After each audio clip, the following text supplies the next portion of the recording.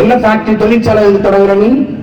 அந்நிய முதலீட்டாளர், அறிவார்ந்த மக்கள், படிக்கிற பிள்ளைகள், எந்த முதலாளி தன் லாப தேவைக்கு வருவானா, மக்கள் சபைக்கு வருவானா? யாராவது ஒருத்தன் சொல்லு.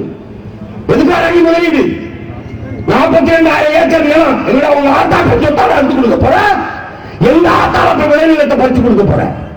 புதிய தொகை கொடுப்பியா? இழப்பீடு தருவ. அரும்பாடு பாட்டு என் பாட்டனை முப்பாட்டு காட்ட மேட்ட திருத்தி விளைநிலமா மாத்தி வச்சிருக்கேன். பொண்ணுதல்ல என் பூமிடா. அது எதுக்குடா ஜப்பான் முதலாளி கொரியா முதலாளிக்கு எடுத்து கொடுக்குறேன்? நாயே அரசு கிட்ட இருந்தாலும் நான் ஒரு நாள் போராடி பெறலாம். அந்நிய முதலாளிட்டு நான் எப்படா பெற முடியும்? எந்த தொழிற்சாலை அரிசி பருப்பை உற்பத்தி செய்யும்? அறிவார்ந்த மக்கள் சிந்திங்க.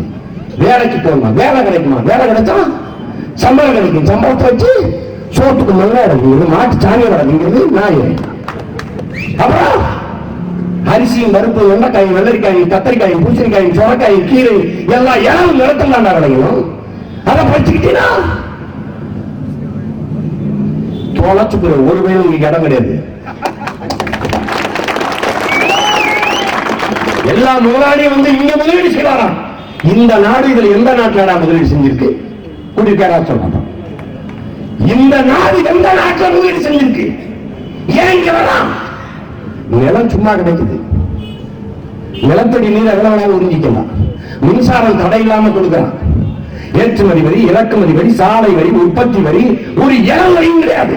ஆனா ஒரு ஓலை குடிசையில ஏழை அப்பத்தா, எங்க அப்பத்தா பொட்டலம் ஊறுகாய் மடிச்சு கொடுக்கலாம். ஒரு பொட்டல ஊறுகாடா பூவர சைலம் மடிச்சு ஊறுகாய்க்கு ஏற்றுமதி வரி, இறக்குமதி வரி, உற்பத்தி வரி, சாலை வரி, எல்லா கைமாறி வரியும் இருக்கு.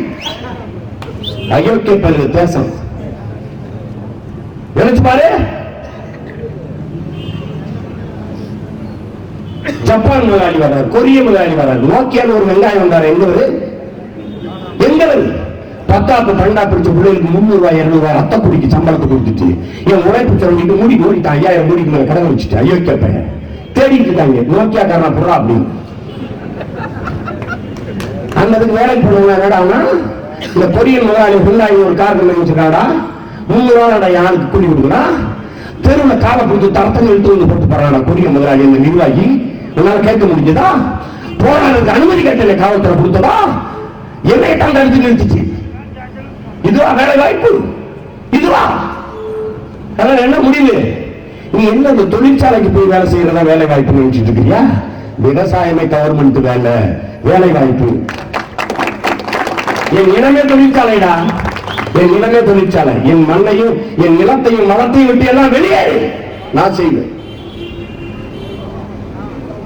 நீர்வளத்தை பெருக்கிறோம், வேளாண்மை தேசிய தொழிலா மாற்றம், வேளாண்மை செய்த அரசாங்க பணி, ஆடு மாடு மேய்த்த கவர்மெண்ட் எம்ப்ளாயி, ஆடு மாட்டுக்கு ஊசி போடுற வெட்டினரி டாக்டர் கவர்மெண்ட் டாக்டரா இருக்கலாம். ஆடு மாடு மேய்க்கிற வாக்காளர் அரசாங்க பணியாளராக இருக்கக்கூடாதா? டாஸ்மாக் கடையில ஊத்தி கொடுக்கிற சாராயம் ஊத்தி கொடுக்கிற கவர்மெண்ட் எம்ப்ளாயி, 50 பேருக்கு பள்ளிக்கூடத்தில் ஆக்கி போடுற தத்துவ ஆய அரசாங்க பணியாளர், ஆடு மாடு மேய்க்கிற வேளாண் செய்கிற நாட்டால் அப்பனும் அரசாங்க எம்ப்ளாயா இருக்கக்கூடாதா? எப்படி இருக்கு? மாற்றம். மாற்றம்னா என்ன மாற்றம்? இதை செஞ்சிட முடியுமா அப்படின்னு நினைக்கிறது. முடியும் நினைச்சா எல்லாம் முடியும், முடியாது நினைச்சா எதுவும் முடியாது, எதுவும் முடியாது. முடியும், நம்மளால முடியாது. யாரால முடிய போகுது? வந்தவன் போனவங்களுக்கெல்லாம் வாக்கு கொடுத்து வலிமை கொடுத்து அதிகாரத்தை கொடுத்த நீங்க உங்க வயிற்று பிள்ளைகள் ஒரு முறை கொடுத்துட்டான் பாருங்க. என்ன நடக்கணும் பாரு.